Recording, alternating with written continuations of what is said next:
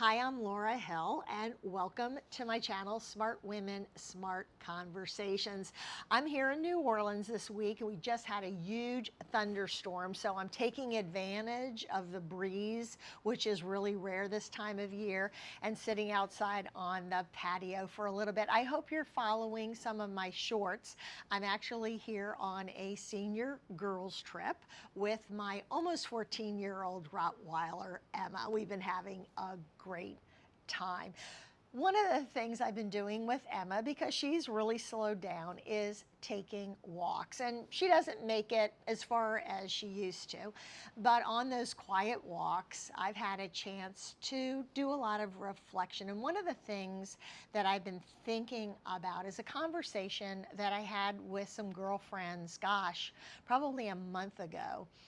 And one of the women was sharing how she had been so profoundly hurt by the breakup of a friendship with a woman she'd known since her kids were little. She met the other women when her children were in elementary school, and they'd been friends for, gosh, almost 20 years at this point.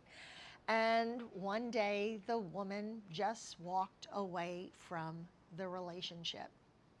She met some new people, some new women that had moved into town.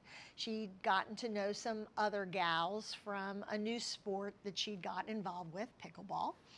And I know that's all the rage, and I haven't played it myself. I'm not much of an athlete, but pickleball brings people together from a variety of communities. And I guess in this particular situation, my girlfriend um, found her friend kind of growing distant. And the time between their talks, texts, lunches just grew further and further apart. And she didn't really know what was going on, and she didn't know what to do to fix it. She was reflecting and sharing with us that she kind of felt like it would all work its way out. I mean, they'd been friends for almost 20 years, and why would they not be friends anymore? And it became this whole conversation about that terrible feeling when someone you thought was a friend decides that they don't want to be friends with you anymore.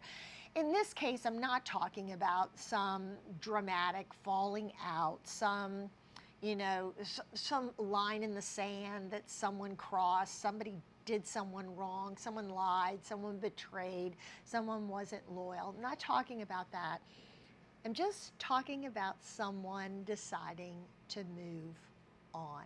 And I asked her, and so did the other friends at the table, had she noticed any signs? And she said that it really happened overnight, that it didn't go from 100% to 50% overnight. It kind of went from 100% to 20% overnight. She heard her girlfriend mention these new friends, some new names that entered into their normal daily banter, and she didn't think anything of it. As far as she was concerned, there's more room at the table for more friends. And both of them had had high-powered careers for many, many years. They're very successful women. But now they had more time on their hands. So doesn't it make perfect sense that you're going to be meeting new people, especially if you're out there trying new things? But her friend, someone who she thought was a good friend, completely walked away from their relationship. And 6 months have gone by now, and she hasn't talked to her friend at all. And she's reached out, phone calls, some text messages. She doesn't want to come across as a stalker. I mean, at some point, you just have to face the fact that maybe a person just doesn't have room for you in their life anymore. But the point is that it still hurts. And even though I'm looking across the table at this woman who I think is beautiful, she's smart, I'm so lucky to call her a friend. She's had incredible professional success over her life. She's happily married. You think people have it all, but this friendship, the loss of this friendship, has hurt her so profoundly. And it's a good reminder that friendships do come and go.